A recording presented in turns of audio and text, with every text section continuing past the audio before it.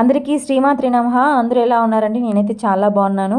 Video మాత్రం skip చేయకండి, full video మాత్రం ఖచ్చితంగా చూడండి. అన్ని వీడియోల కంటే ఈ వీడియో చాలా ప్రత్యేకమైనది, అందుకోసమే మరీ చెప్తున్నాను. చూసి ఖచ్చితంగా అయితే కామెంట్ అయితే చేయండి.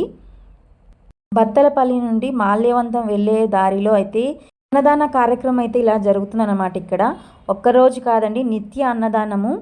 కాసిరెడ్డి నాయన సన్నిధానంలో అయితే నిత్యం అన్నదానం అయితే జరుగుతుంది. ఈ గుడి ప్రత్యేకత అయితే పెద్దయ్య మాటలో తెలుసుకుందాము. ఇదైతే ఎప్పుడు నిత్యం అన్నదానం జరుగుతూ ఉంటుంది. అసలు ఈరోజు అన్నదానం జరగదనే విషయం అసలు ఏమీ లేదు. ఎప్పుడెప్పుడు జరుగుతుందో పెద్దయ్య చెప్తాడు, వినండి ఒకసారి. చెప్పు పెద్దయ్య. మేము 10 సంవత్సరాలు స్టార్ట్ చేసి 10 సంవత్సరాలు ఉంటే ఎప్పుడు ఎటు తెరుపు లేకుండా రాత్రి 9-10 గంటల వరకు కూడా వడ్డిస్తుంటాము.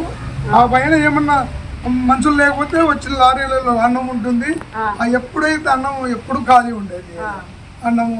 కానీ అన్నము, చారు, రసం ఏది అవసరమైతే ఏదంతా వండుకుంటున్నాము. ప్రతినిత్యం మజ్జిగ అయితే ఉంటాయి. మనం ఏదన్నా ఇవ్వాలనుకున్నా, లేకపోతే ఏదన్నా ఇక్కడ పెట్టేసి వెళ్ళాలనుకున్నా, ఎవరికైనా అన్నదానం చేయాలనుకున్నా కానీ ఇక్కడ స్వామి సంప్రదిస్తే మాత్రం ఖచ్చితంగా అన్నదానం అయితే మన తరఫున చేయొచ్చు. ఇట్లా పోయే వాళ్ళు కూడా ఏదైనా మిగిలినా కానీ ఇక్కడ ఇచ్చేసి వెళ్తూ ఉంటారు. ఎందుకంటే అన్నం తినాలని ఒక కోరికతో ఇక్కడ స్వామి నుంచి అందరికైతే అన్నదానం అయితే నిత్యం ఉంటుంది. ఏదైనా ఫంక్షన్లు జరిగితే కూడా ఫంక్షన్ లో ఏమన్నా ఎక్కువ మిగిలి ఉంటుంది కదా తెచ్చిపోతారు, మేము దానికి వడ్డిస్తాం. ఏ పొలాపేక్ష లేకోకుండా ఇంతవరకు బాగా జరుగుతుంది.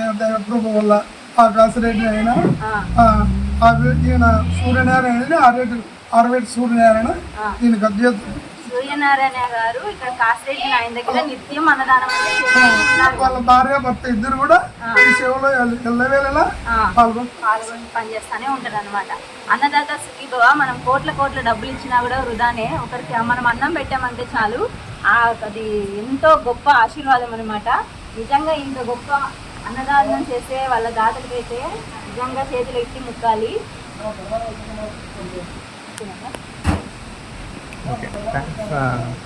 థ్యాంక్ యూ పెద్దయ్య. నమస్తే.